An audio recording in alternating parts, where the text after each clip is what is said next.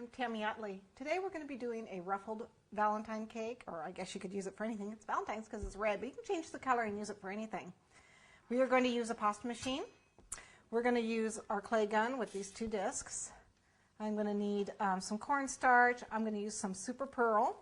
I'm going to use assorted cutters. Now, they can be any cutters. These are just flower cutters I had from all different sets. These are rose leaves. These actually are poinsettias.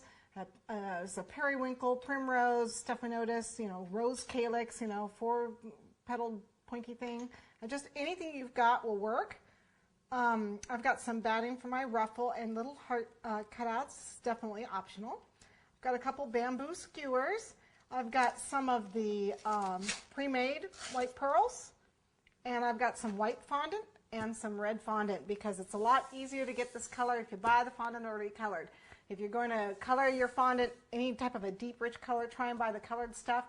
Otherwise, I use the gels, and I have to need just a small amount, nice deep color, another small amount, nice deep color, and then put the two of them together. That's the easiest way to do it.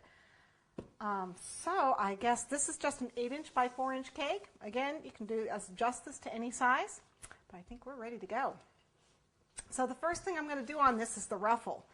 I want the ruffle to go slantways across this cake, and I didn't do such a great job covering this cake, so the part that's like got a couple wrinkles on it, that's the part where my ruffle's going to go because it's going to cover this up.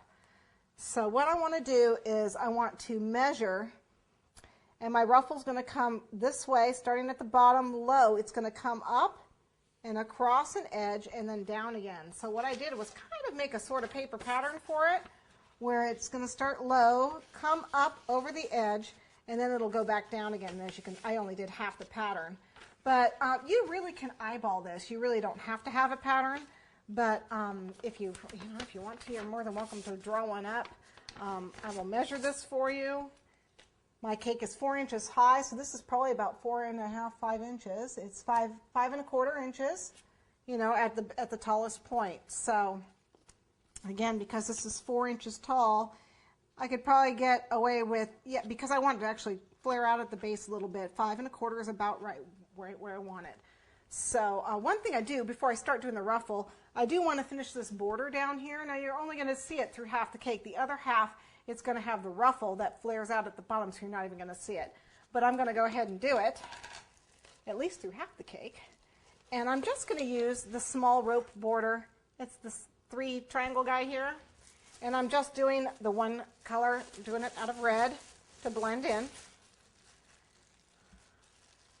So we're going to take a little bit of the red fondant, knead it up, put in our border.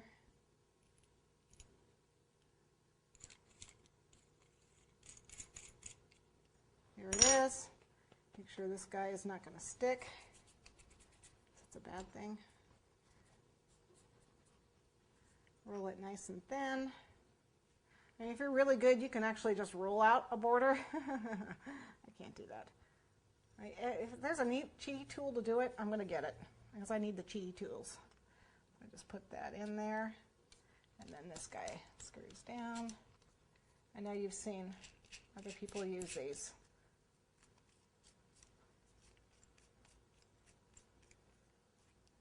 Okay, so there it is, and all you do is just turn the little end, and out it pops out the other end.